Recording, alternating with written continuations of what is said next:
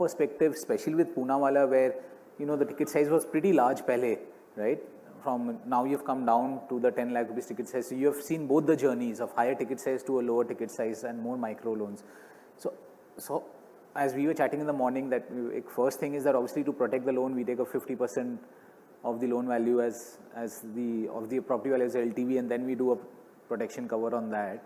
Maybe you want to just walk through that journey for everyone, and then how do you see that progressing? Where is the attachment rate going? How do you see if that customer segment, do you think behavior is slightly different from the MFI and the MSME customer segment, and you think some green shoots are there for us to address some of these questions? Thank you for having me over. Very eminent panel, very lovely listening to you all.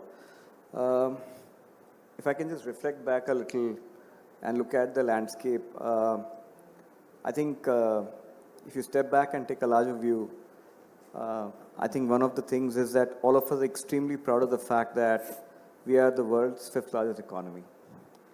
And it's the PM's mandate that how do you become the 3rd largest economy? And the gap is about what? $500 billion. Right? And yeah, so that's a gap really. If you really size it up, it's about $500 billion. So it's very important that these discussions some way contribute to the larger agenda. And if we really size up our GDP and we look at the current GDP per capita has seen a phenomenal increase. I think from $1,200 to $2,200 per capita has just about happened in less than a decade's time.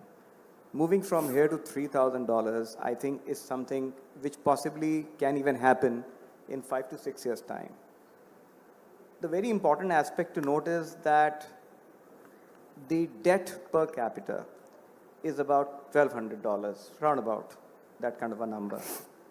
And in our country, if I'm not wrong, the insurance per capita is just about $100 per capita. If I'm not mistaken, life is around 70 and non-life is around 20.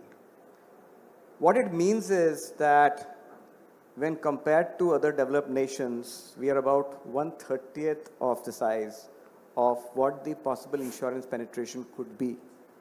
And if I'm not mistaken again, that insurance penetration in our own country is barely 4%.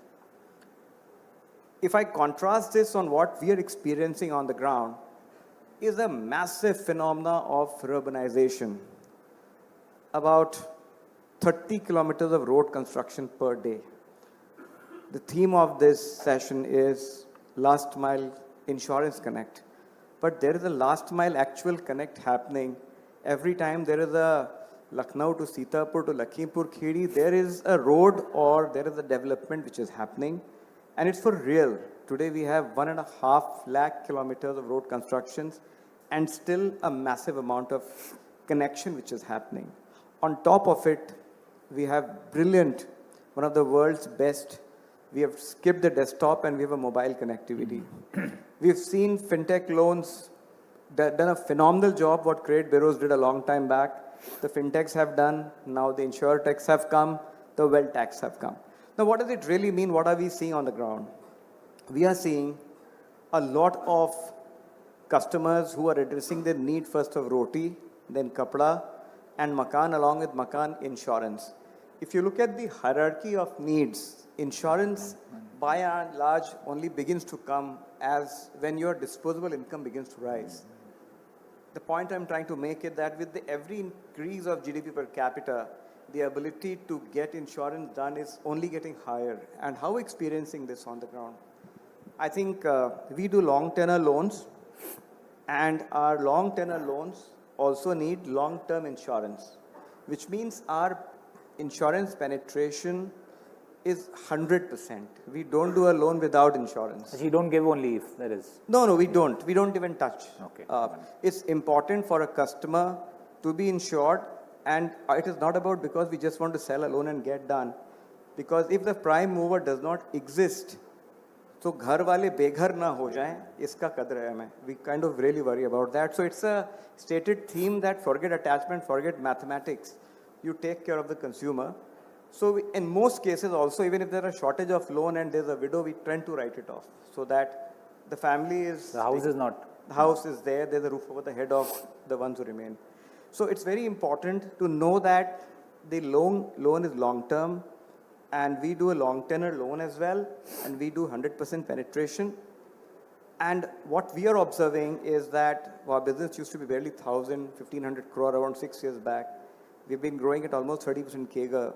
We are at now, 7,000 odd crore, around about that. I mean, we will grow at 30% for next 5 years.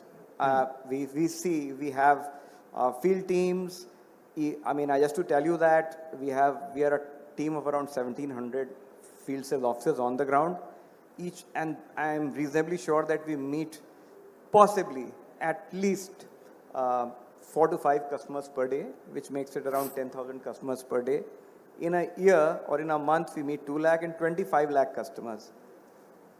The point is that out of 25 lakh customers, we barely will be able to give loans to 30 to 40,000 customers. There is still such a large number of customers which we meet on the ground, which the fintechs don't.